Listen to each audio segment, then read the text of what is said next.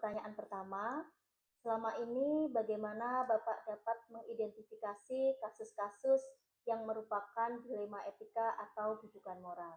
Kami di SMA 1 Batang ini, kami dalam mengidentifikasi kasus yang ada di sini, terutama dari guru ataupun PTK, ini kita bisa mencari informasi dari pertama, dari teman-teman sejawat.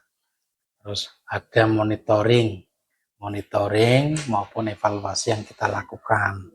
Kita punya tim manajemen yang bisa memberikan masukan kepada kita yang tentang hal-hal yang terkait dengan pelayanan di sekolah. Selama ini bagaimana Bapak menjalankan pengambilan keputusan di sekolah SMA Negeri 1 Batang, terutama untuk kasus-kasus di mana ada dua kepentingan yang sama-sama benar atau sama-sama mengandung nilai kebajikan? Kita rapat dengan teman-teman tim manajemen, itu teridentifikasi ada berapa warga sekolah ini, dari tenaga kependidikan sih, itu yang istilahnya dari lama itu sudah melakukan sebuah tindakan yang melanggar etika di SMA kita ataupun di masyarakat. Langkah-langkah atau prosedur seperti apa yang biasa Bapak lakukan selama ini? Maka yang pertama yang kita lakukan adalah saya mencari informasi data dari teman-teman yang lain. Dalam ini karena ini adalah kasus pada tenaga kependidikan, dalam ini adalah sebagai petugas kebersihan, maka saya mencari ke teman-teman tenaga administrasi.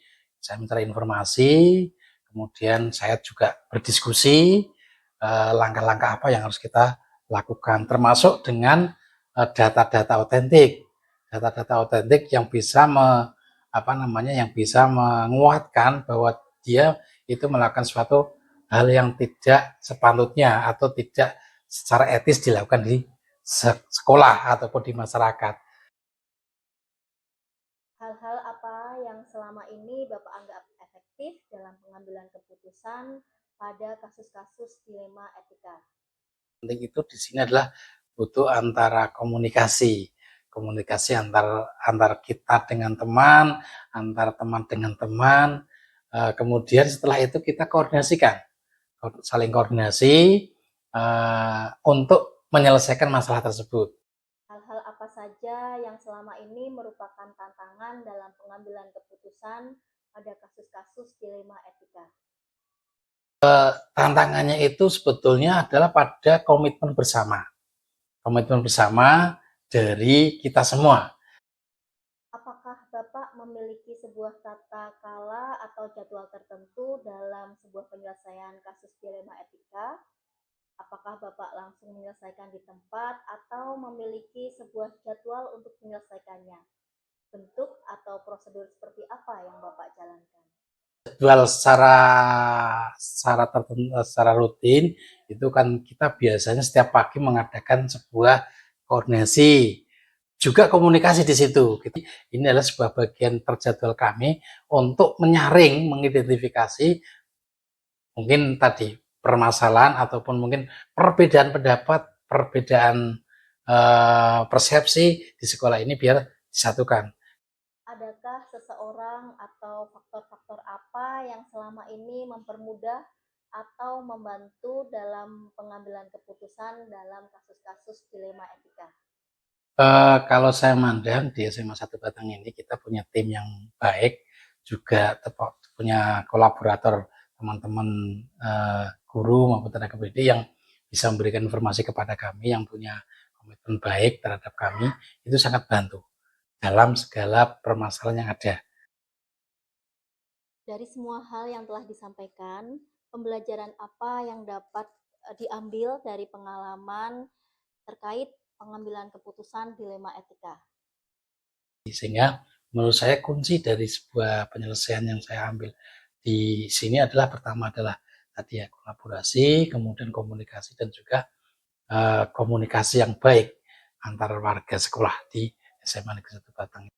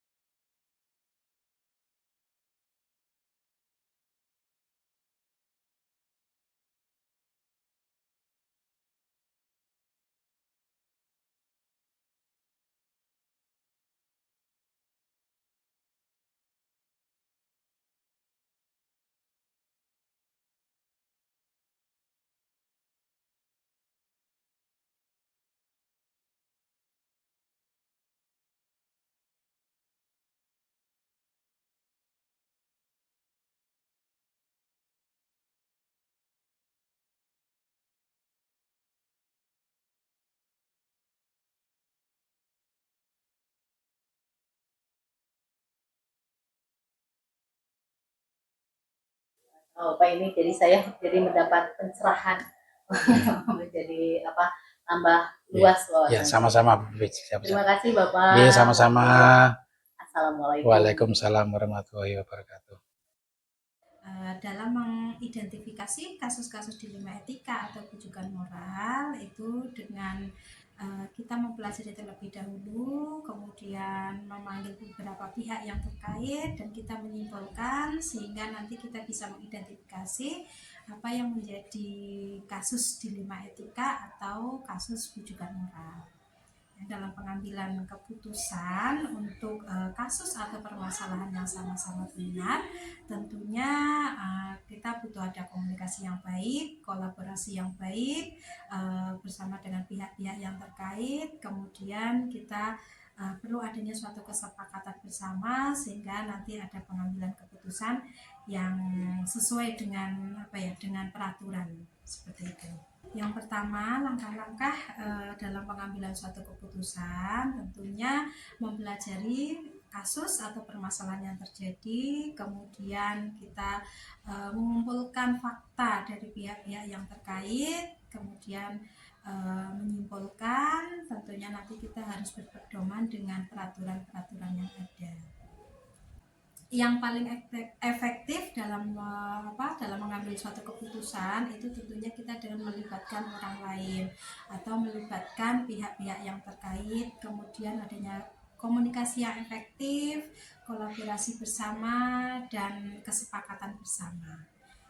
Yang menjadi tantangan dalam kasus-kasus dilema etika itu untuk tantangan saya dalam pengambilan keputusan itu pasti nanti adanya pengaruh dari luar ataupun mungkin dari adanya emosi, jadi emosional, dari faktor emosional dari saya tentunya. Jadi kalau untuk penanganan suatu kasus atau permasalahannya, kita nanti perlu melihat dulu seberapa dalam kasus tersebut atau seberapa besar kasus tersebut sehingga nanti ini bisa kita menentukan artinya pihak-pihak mana saja yang perlu kita libatkan sehingga ketika ada permasalahan, mungkin permasalahan yang tidak terlalu besar, itu kita bisa saat itu juga bisa mengambil keputusan. Tapi jika ada permasalahan yang melibatkan pihak-pihak terkait atau mungkin pihak-pihak di luar sekolah, itu tentunya tidak bisa diputuskan saat itu juga. Tentunya kita terjadwal kapan akan mendatangkan atau kapan akan memanggil pihak-pihak yang terkait tersebut. Jadi setiap kepala sekolah itu dalam pengambilan keputusan tidak bisa diambil secara sendiri atau pribadi kepala sekolah. Tentunya itu pasti melibatkan dari pihak-pihak yang terkait. Contohnya dari Bapak Ibu guru itu sendiri, kemudian dari Bapak atau Ibu pengawas sekolah, kemudian tentunya karena ini sekolah swasta tentunya ada dari yayasan yang selalu kami minta pertimbangan untuk setiap permasalahan atau kasus-kasus yang terjadi di sekolah. Keputusan dilema etika, di mana dilema etika itu kan suatu permasalahan yang sama-sama benar. Artinya dalam setiap pengambilan keputusan itu perlu adanya komunikasi yang efektif antara pihak-pihak yang terkait, kolaborasi dan kesepakatan bersama. Tentunya dalam pengambilan keputusan itu juga harus berpedoman pada peraturan yang berlaku dan tentunya harus berpusat pada anak-anak didik kita. Terima kasih.